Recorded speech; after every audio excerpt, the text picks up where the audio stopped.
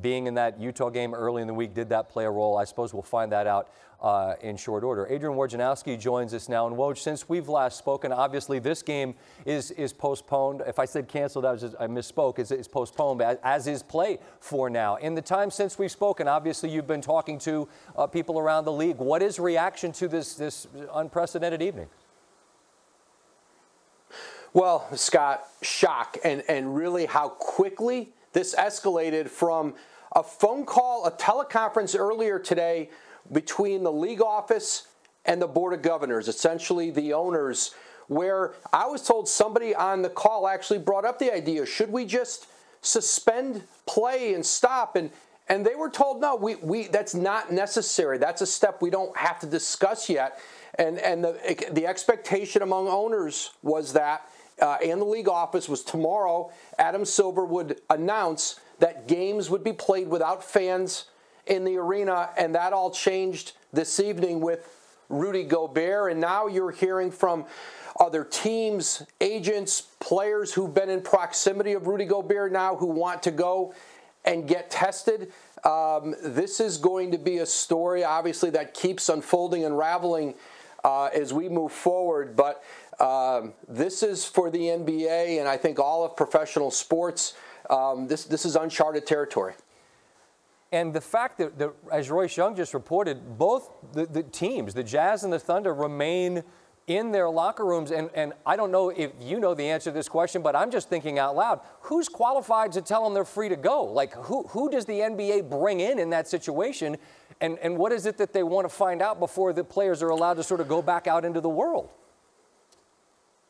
Yeah, Scott, you know, the teams themselves have been doing a lot of research with medical professionals, their doctors, their medical staff. The league has been in consistent contact with teams, informing them. Literally, teams will tell you 13, 14 emails a day with the latest information. But here's something that multiple teams told me really in recent days and reaffirmed tonight, that they were told that if a player tested positive for the coronavirus, that it would be essentially a 2-week self-quarantine process for that player. And so that's the, that 12, 14-day window was what teams were told to expect, that a player would not be allowed to be around any of his teammates, the organization, if he tested positive. I want to, Woj, hold tight for just a moment. I want to bring in Doris Burke, and Doris was obviously on the call in Dallas along with Ryan Ruocco. And I mean, we keep using a lot of the same words here, unprecedented, surreal, but they clearly apply to an evening unlike any that any of us have been a part of. As you're calling this game in real time, and we're seeing Mark Cuban, who was great with Tom Rinaldi, just react in real time. What was all of that sort of like to try to digest? Well, you know, Scott, I think Doris and I sort of talked about it when we were coming to the arena today, saying, you know, there is now a palpable feeling in the air of unease, uncertainty, and obviously it permeates much more than just our sports universe. But for anybody who wasn't consuming news constantly, now you were at the point where you couldn't avoid the shift in energy. And for it to then change as quickly as it did in this arena, I think we were all anticipating a domino falling at some point in the very near future, and felt like it was inevitable that games would be played without fans at some point, and then perhaps progressing to a hiatus. But you could tell there was already sort of an eerie feeling, and Doris, obviously, you know, that escalated very quickly and created a surreal atmosphere here tonight. So it was interesting before the game, Scott. I had reached out to a couple of players and know some thoughts of the players that were involved in tonight's game. And the sentiment was similar. They were processing information in real time as we are. They're trying to stay as educated as possible. They were contemplating this idea that they would play in empty arenas. And while that notion was bizarre to them, Scott, they were unified in this sentiment, and that was that they had hoped that the season wouldn't be suspended. It would be fascinating now that one of their own has tested positive. I imagine their perspective has changed as all Americans' perspective continues to sort of react in real time. And you made the point, Doris, and I agreed with just the idea that why not just say this is it after tonight? And frankly, like, I didn't know how you don't pull the plug in the middle of a game. I mean, you've got a game with a score on the board and you've got an arena full of people, but didn't it feel odd to continue on with the understanding that the line in the sand had been drawn at the conclusion of a game which now didn't even get played, because I guess those teams decide we're not going to play. It was just, it felt odd to just continue sort of in that moment. Yeah, Go ahead. Inconsequential is what it felt. Well put. And I was frankly, and I said this on the broadcast and you made note of it, I was a little bit surprised they were going to play that second game, and I'll be curious to see how that decision unfolded. The NBA did the reasonable, responsible, only thing they could do, which is suspend the season. But I was surprised initially about that, Rye. Yeah, no doubt about it. And obviously we'll get the actual information of how it unfolded, as the evening goes on and into tomorrow morning. But I think you made the great point, Doris. Like, once the knowledge is there for these players, do they then start to say, hold on a second, right, I don't necessarily want to be a part of this, and I'm curious, what role that may have played in what happened in Sacramento? Enormous respect to the players between the lines, because in this day and age, they were aware, according to Mark Cuban, of what was going on, and the fact that they could keep their concentration and their level of play to the degree they did, I was in awe of that. And just one final sort of overarching thought, that this game continued under this cloud of just astounding news, and I realize the game's just ended. You've not necessarily crossed paths with the players, but was there a sense at all of their processing this? Doris, you made the point, we live in this world where phones are out at halftime. They got to know what's going on. Holy bleep, what are we doing here? Any sense at all from them of how odd this evening was?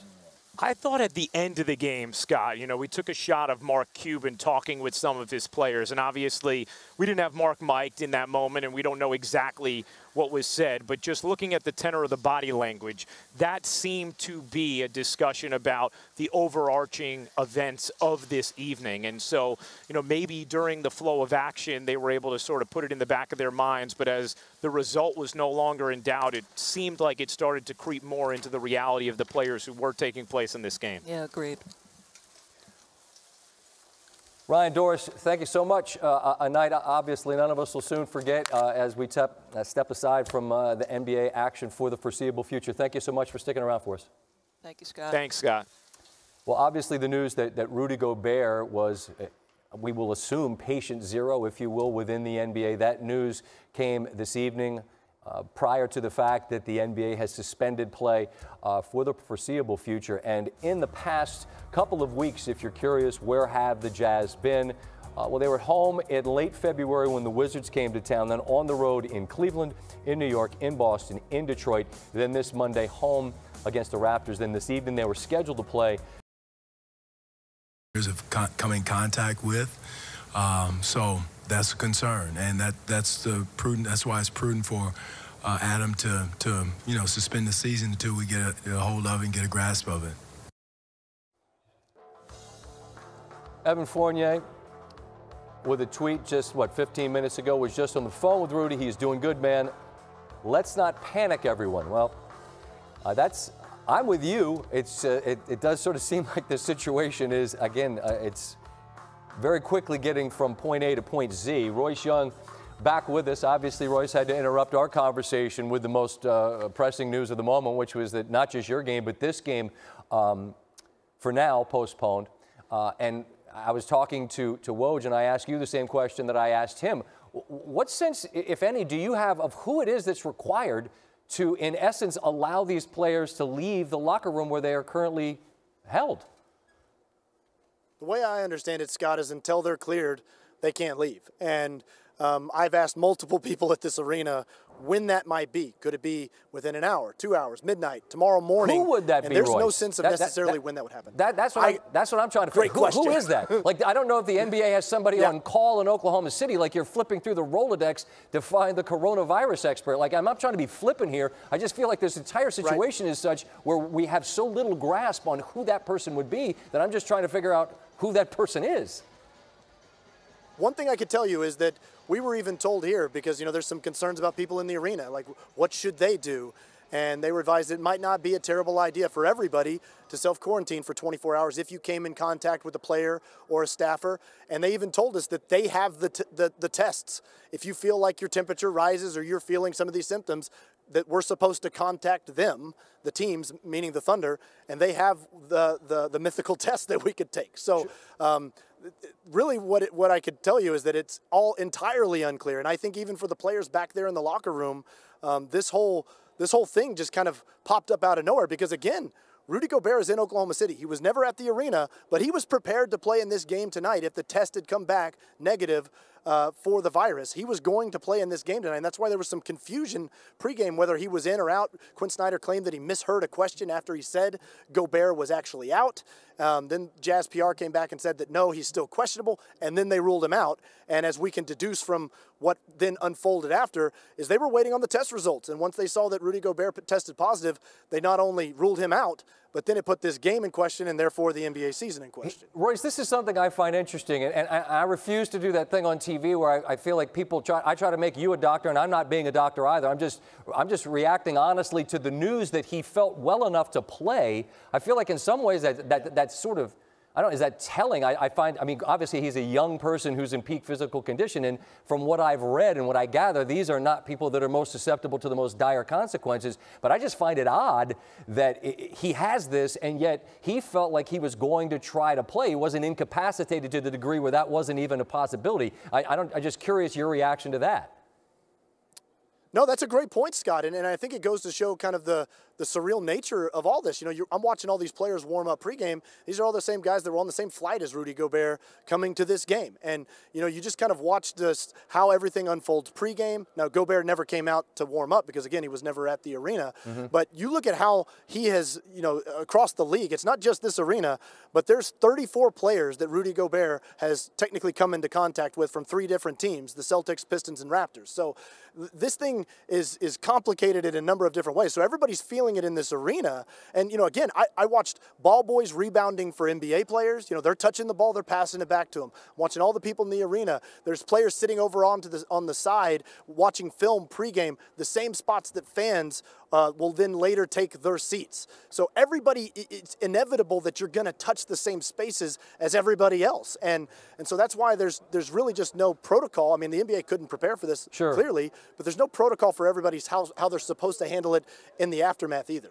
No, and obviously it's sort of the 6 degrees of Rudy Gobert. Everyone's just trying to figure out what contact might they have had with him as he has tested positive. Royce, appreciate it. We're going to go. I can tell you one thing about that, Scott. Go ahead. Okay, no, go ahead. If you got something very quickly. I was going to tell you one thing about that. Pre-game, Chris Paul actually walked over to the Utah bench and said, "What's wrong with Rudy?" And they all told him, "Get away." So that's kind of where people were at, even pre-game with this situation. All right, Royce, appreciate that. Rick Carlisle, now in Dallas.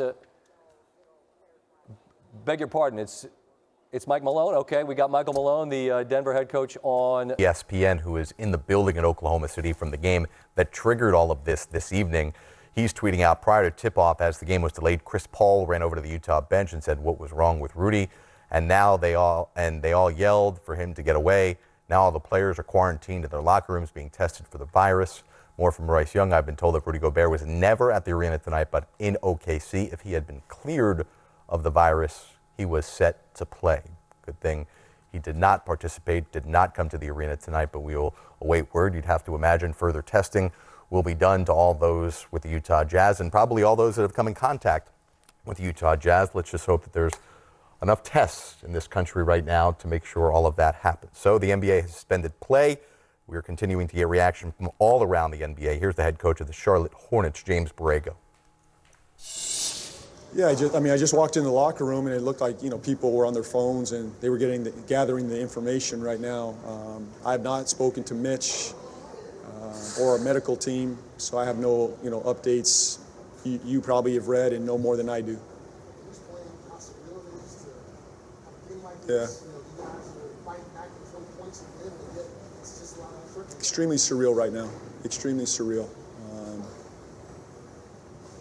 You know, this is reality now for us, and it's no longer just on TV and somewhere in a different country. This is now home, and we got to be smart and be aware and take the advice. And you know, we trust that the NBA has the information. They're going to, you know, filter our direction. But this feels very surreal right now. It feels like we could wake up at any moment. And you could almost feel like you're in a dream right now. But shoot. Heck of a game tonight, just the way the entire game played out, and then to gain this information now, it's a lot to process right now. So, but we're going to enjoy the win tonight, stay together, get home, and figure this thing out over the next 24 hours.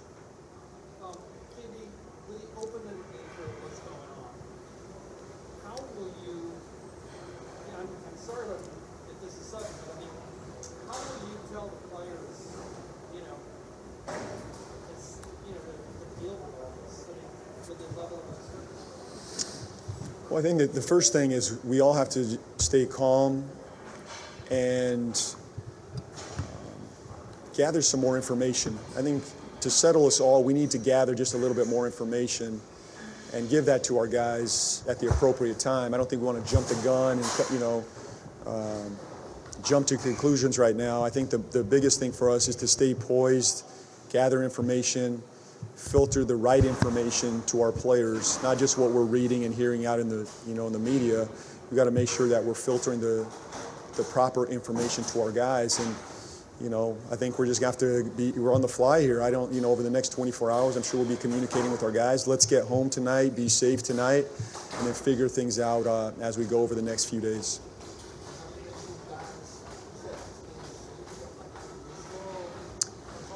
Yeah, this is new territory for all of us. So I'm sure we'll have a plan put in place. We'll figure it out, between Mitch, myself, and the medical team, making sure that we're safe, number one, and then, we'll go from there.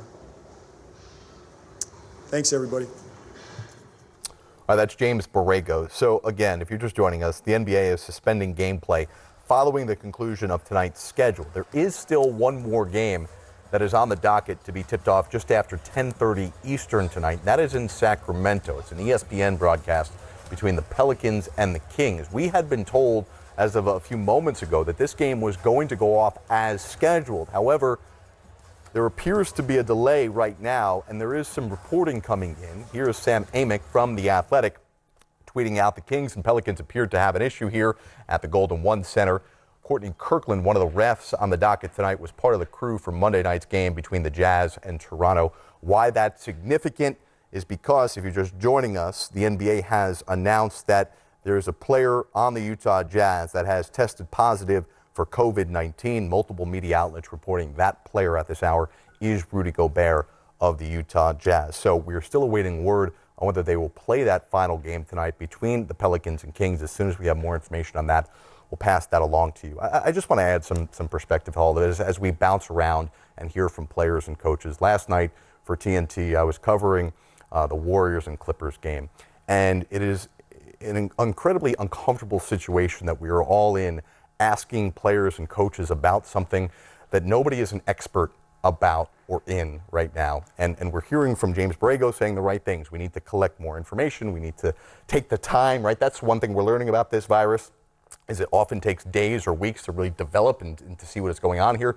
So the NBA clearly doing the right thing tonight, suspending gameplay, and we'll see if that last game goes off tonight. But guys, this is it's an incredible situation. And to continue to ask players and coaches their thoughts on this, we just don't have enough information right now. Well, we're more so getting how they feel about it, the reactions. Everyone's in shock right now. And I think no one knows definitively what's going on. We're not doctors. We're going to lean on the experts. But I like the NBA is doing the right thing. Until you know, then you got to stop playing. You got to try to get people separated. And you got to get these guys home with their families until we can sort this thing out. And time is going to tell where we are with this virus. But until we gain more information, the safest thing to do, stay cool, is just not play. I think we're all doing that. I mean, I got college-age kids, and the first thing I did was reach out to them to find they're on spring break. I'm trying to find out, do they go back to school? I mean, this is not just affecting NBA players. This is affecting everybody in this country because it's sweeping across the nation in terms of every day there's an announcement of a new, city or a new case. So, Jared, the only prudent thing to do right now is to suspend play and gather the more information you need. This is Mark Cuban moments ago addressing his team at a timeout, probably getting them up to speed on the latest news. I want to also just let you know before we leave you that the Utah Jazz have just released a statement saying they're working closely with the CDC, Oklahoma, and Utah State officials in the NBA to determine how to best move forward as we gather more information. We'll have more information on that, plus the very latest as the NBA has suspended play indefinitely. Back with Game Time when we return on NBA TV.